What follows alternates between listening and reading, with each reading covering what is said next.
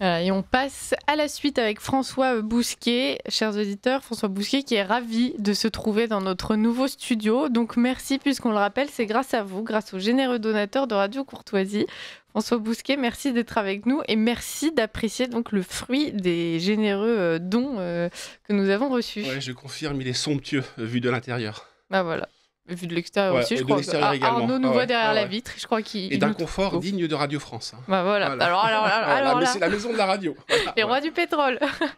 François Bousquet vous a invité, alors non pas pour commenter le studio, même si c'était plus joyeux, mais pour reparler donc de racisme anti-blanc, puisqu'il y a quelques semaines, mois maintenant même, vous avez sorti un ouvrage pour parler de ce racisme anti-blanc et tenter de briser le tabou qui régnait autour de ce sujet. Et depuis que le livre est sorti, eh bien, vous ne cessez de multiplier les rendez-vous médiatiques et surtout de continuer à mener votre enquête. Vous recevez encore aujourd'hui de nombreux témoignages de personnes qui, justement, se sentent enfin moins seules. Est-ce que vous pourriez peut-être commencer par nous parler de ces témoignages que vous recevez ? Oui, je reçois de plus en plus de témoignages. J'ai créé une adresse qui est au tout début de mon enquête interdite sur le racisme anti-blanc et qui me permet de tirer le fil. Les témoignages sont de plus en plus accablants, terribles, sordides. On rentre dans un univers que, comme nos univers sont tellement archipélisés et étanches, donc totalement hermétiques, on a du mal à concevoir ce qui peut se passer derrière le périphérique. Dans les quartiers, ce qu'on appelle les quartiers, où le grand emplacement, en tout cas, il y a la mixité ethnique est considérable, et où le sort des petits blancs est de plus en plus terrible et dévastateur. Donc je tombe sur des familles déchirées, avec des drogués, des convertis à l'islam, et puis des gens qui se politisent et qui deviennent des identitaires. Cette question de la conversion, moi, m'alarme au plus haut point.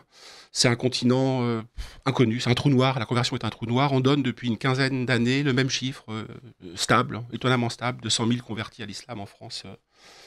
En moyenne, il y a un chiffre des renseignements généraux qui traîne sur Internet, mais là encore, depuis 10 ans, 3500, 4000 personnes converties à l'islam.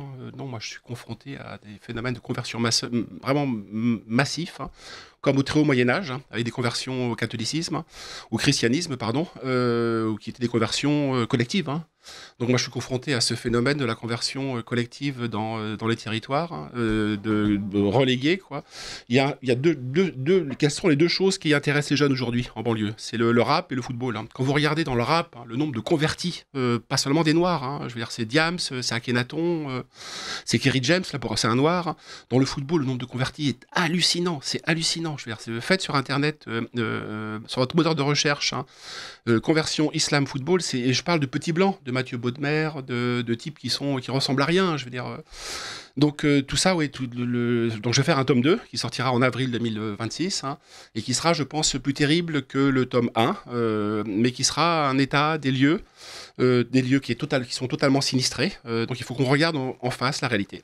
Cette réalité du racisme anti-blanc qui est en train de s'institutionnaliser, de gangréner peu à peu le territoire, la France périphérique, les banlieues et surtout l'univers de la jeunesse. Voilà.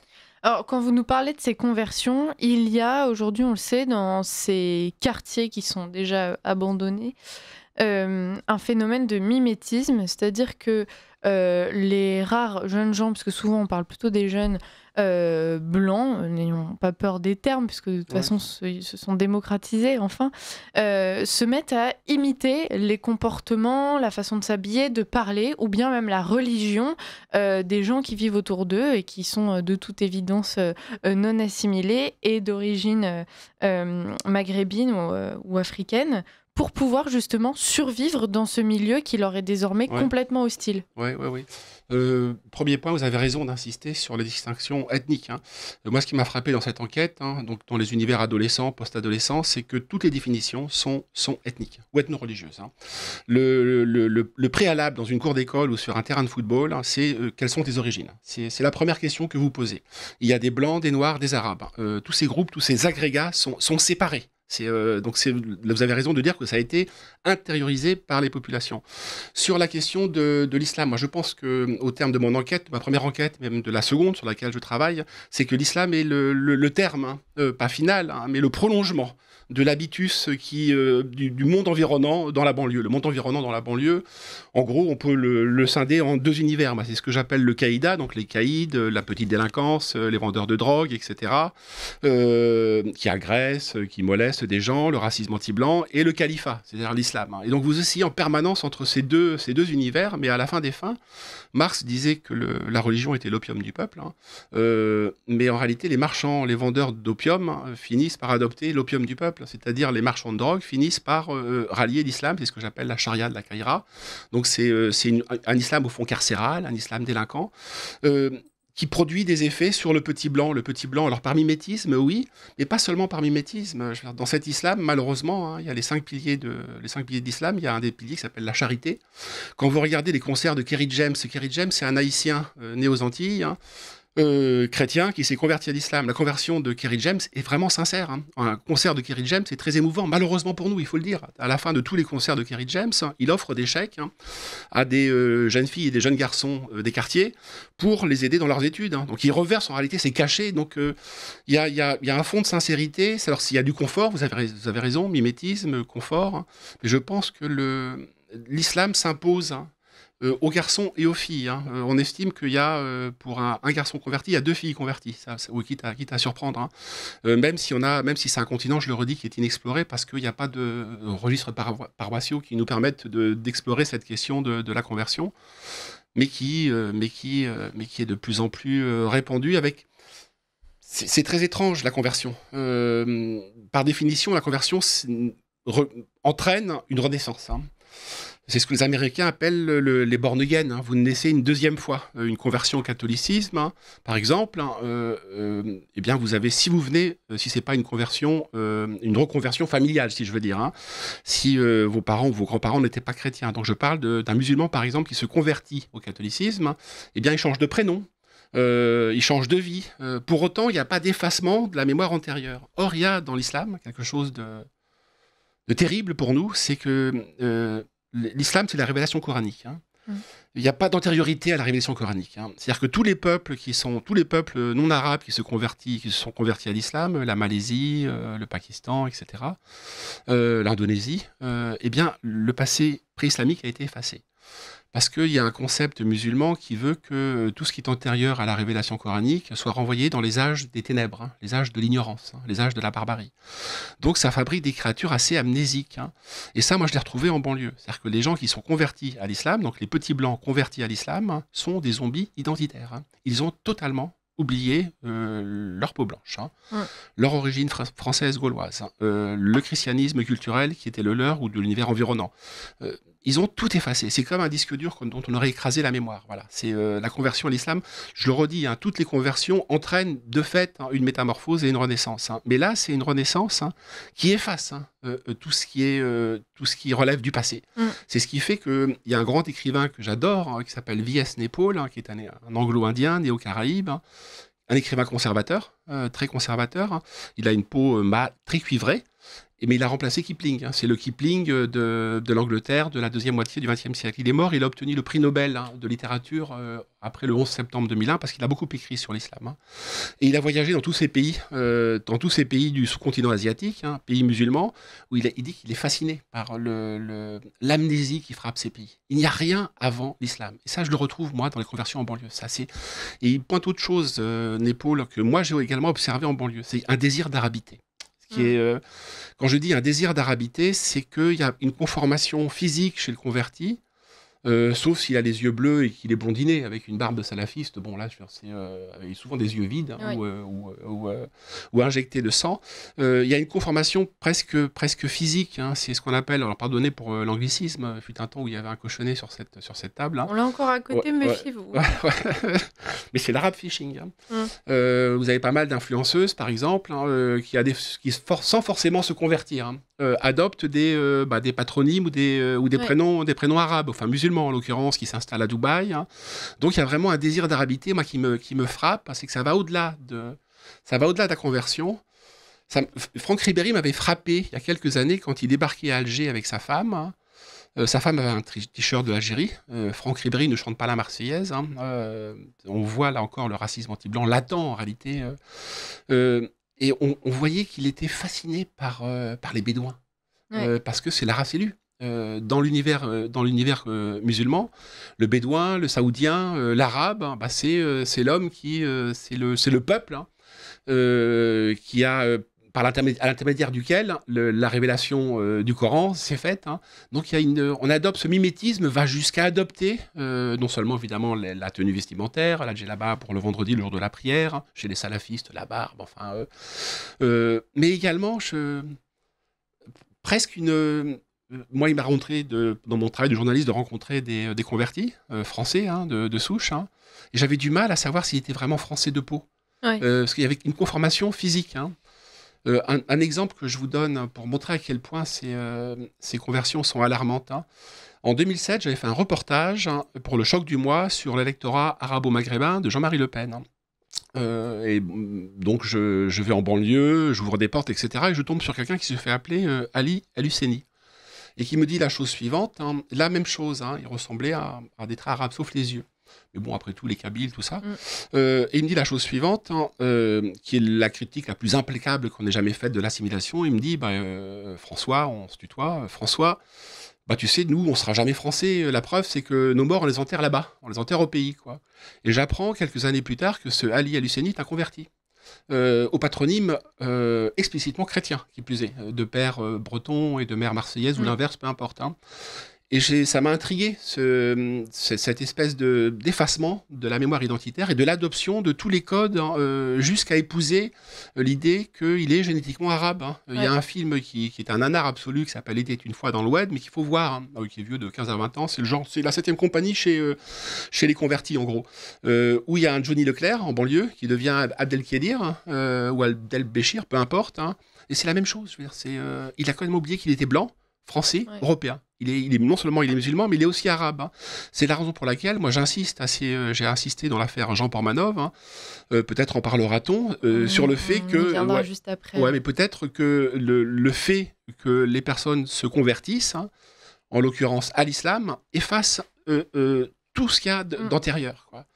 Ce qui fait qu'ils ne sont plus français, ça tombe sous le sens. Hein. Il y a un paradoxe qu'il faut que nous pointions. On a accordé une nationalité technique à quantité de gens, en tout cas à des extra-européens, qui nous disent qu'ils ne sont pas français, que nous ne voulons pas être français, que d'ailleurs ils nous traitent de sales français, de sales blancs et de sales français. Eh bien, les convertis arrivent, se calent sur cette ligne-là. Moi, j'ai rencontré dans le cadre de mes enquêtes sur le racisme anti-blanc, des gens qui m'ont dit qu'ils sont devenus...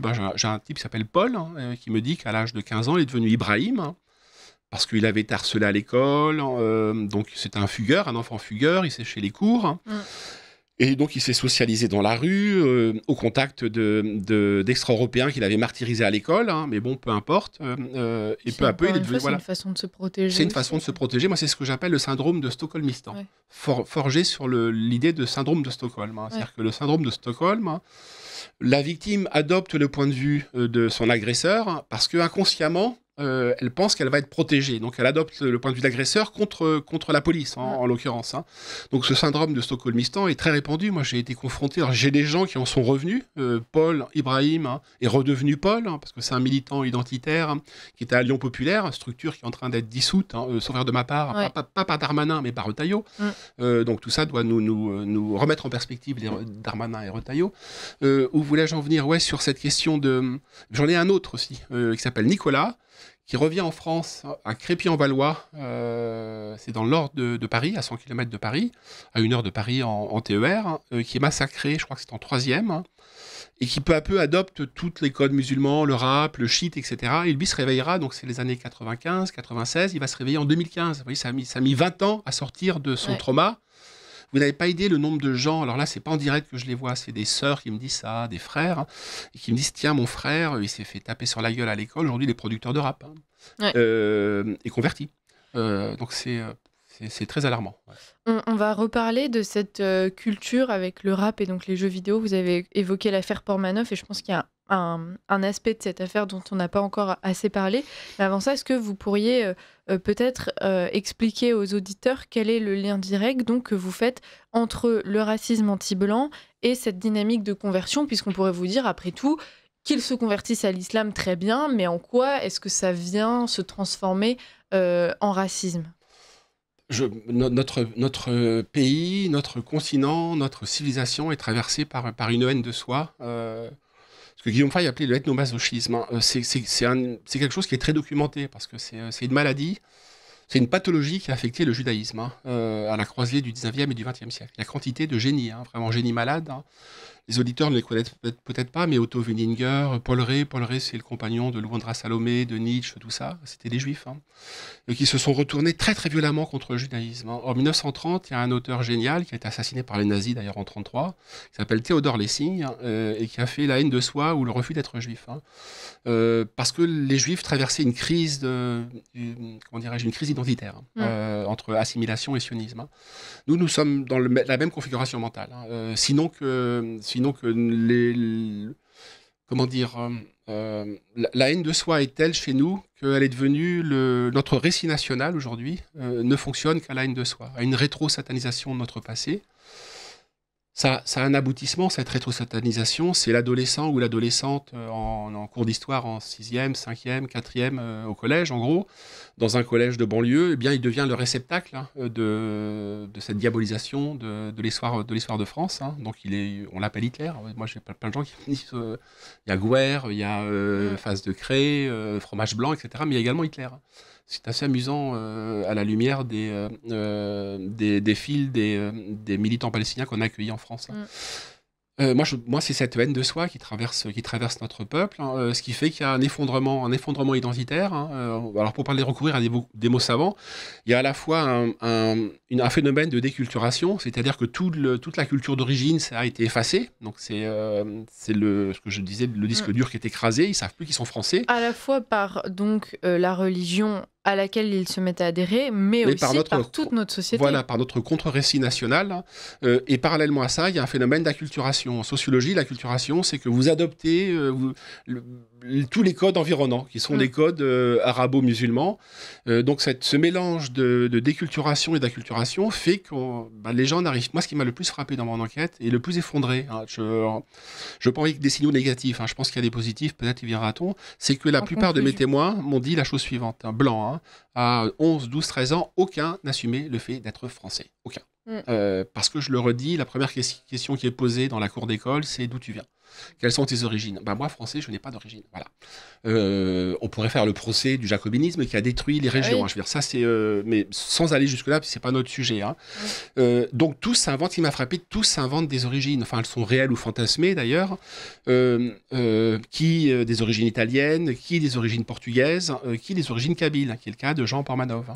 Hein. Parce qu'ils se rattachent, ce sont les origines qui sont valorisantes, hein, voilà, qui vous donnent un capital culturel. Hein. Le fait d'être français ne vous donne aucun capital. Il y a un auteur... Alors que c'est une origine, et effectivement, le seul problème, c'est que c'est la seule origine qu'on nous a présentée comme étant justement vide de valeur et de sens. Ouais. Et donc, à la fin des fins, ils ne peuvent pas assumer ça. Simplement, il y avait un précédent là aussi, c'est de l'Occident qui est frappé. Il y a un bouquin de Samuel Huntington qui s'appelle « Qui sommes-nous ?», qui est son grand livre, hein, beaucoup plus que le clash des civilisations, où il dit qu'avant le 11 septembre 2001, mais nous en France on n'a pas eu de 11 septembre, le 2015 n'a pas été notre 11 septembre.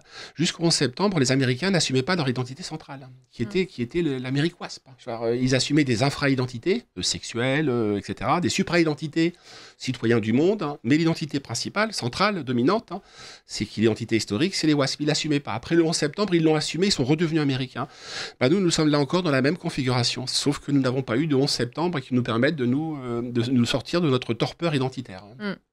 Sur le cas de l'affaire Portmanov, même si donc vous êtes en train de briser petit à petit le tabou du racisme anti-blanc, François Bousquet, il y en a un autre. Vous allez me dire si les termes sont encore trop choquants ou trop tabous, mais ça serait celui de colonisation mentale. Qu'est-ce que vous en pensez ? Moi, c'est un très bon terme. Hein. Colonisation, cannibalisation, vampirisation. Mais oui, c'est on devient, c'est le mécanisme propre à la haine de soi, c'est que nous rejetons notre propre culture pour adopter, pour absorber la culture de l'habitus, hein, c'est-à-dire en sociologie, c'est de l'univers environnant. Et l'univers environnant, il est dominé par par des codes islamiques, des codes de racaille, des codes de rap. Hein. C'est ça que la gauche s'empresse dès qu'il y a une attaque au couteau et que par hasard on apprend que le suspect, c'est le cas sur 10, le seul qui est un Français dit de souche, la gauche s'empare et dit vous voyez, comme quoi on avait raison, ça n'a rien à voir avec la culture. En réalité, on est en droit de s'interroger sur la façon dont cet individu-là n'est pas justement imprégné de la culture qu'on désigne le reste du temps, en tout cas à notre antenne de Radio Courtoisie généralement, comme justement cette culture qui nous colonise et qui nous développe tous ces mœurs de violence, de soumission et autres. Oui, là encore, c'est un mécanisme classique. Vous êtes au pied d'une barre, hein. Vous êtes un blanc dans un univers ethnique, hein, où vous êtes minoritaire, hein, eh bien, vous adoptez ces codes-là. Fondamentalement, ça passe. Moi, je pense pas que je parlais on parle d'islamo-banditisme, mais c'est d'islamo-racaïsme. C'est dont il faut parler. C'est qu'on passe de la racaïsation très fréquemment ensuite à la conversion. Alors évidemment, moi j'ai du mal à les rencontrer, ces convertis, parce qu'ils savent que je suis hostile, disons. Alors, donc je sollicite d'autres témoins. Alors certains en reviennent. Hein. Si vous avez des barbus, à 20 ans, ils sont barbus, des yeux blonds, etc. Donc c'est des salafistes. On les voit dans les films. Genre, le cinéma, le rap, tout ça nous le montre. Vous regardez des Misérables de Ladji, machin. Au début, vous avez des frères hein, musulmans, quoi, dans les frères, vous avez un zombie, quoi. Il a les yeux vides, blonds, machin. Donc je sais qu'il y en a qui se taillent la barbe, c'est ce que me disent mes témoins, et qui rentrent dans le rang. Mais une fois que vous êtes rentré dans l'islam, vous ne pouvez pas en sortir. Vos enfants seront musulmans. Donc, oui, ça va être chaud, quoi. Alors justement, ça va être chaud. Il nous reste 1 minute, François Bousquet. Vous avez peut-être une note positive sur laquelle finir pour que nos auditeurs ne désespèrent pas. Non, il ne faut pas désespérer. Simplement, j'insiste là-dessus, il faut qu'on pose le bon diagnostic si on veut traiter le patient. Donc, il faut poser le diagnostic. Il est sombre, il est crépusculaire. C'est une course contre la montre, la démographie. Mais enfin, néanmoins, il y a des espérances. Le fait que nous en parlions, il y a quantité de médias qui se lèvent, hein, qui apparaissent alternatifs hein, aux médias dominants, qui occultent cette dimension du racisme anti-blanc. Donc il y a un réveil identitaire des peuples européens. On le voit avec le mouvement des drapeaux, qui peut-être va arriver en France. Hein, donc ça n'est pas perdu. Simplement, il faut savoir que dans cet univers des banlieues, couvre une guerre civile larvée, quoi, qu'il faut que nous désamorcions et que nous posions sur la table la question politique. Hein, c'est une question qui est très chère à Radio Courtoisie, je sais. C'est non seulement assécher les flux migratoires, parce que c'est la question, c'est l'alpha, et l'oméga, c'est poser la question de la remigration qui peut se prévaloir de précédents, en tout cas en France, considérables, années 35, 36, 37, 38, 39. Il y a 2 Italiens sur 3 qui rentrent en Italie, 500 000 Polonais. 500 000 Polonais qui reviennent en Pologne. Hein, donc rien n'est impossible. François Bousquet, merci pour votre travail, puisqu'en tout cas vous donnez la parole à ceux qui avaient peur de l'apprendre jusqu'à maintenant, et on espère que ça contribuera à faire changer les choses. On vous retrouvera très bientôt. Vous êtes évidemment un invité privilégié de notre antenne. Merci à vous.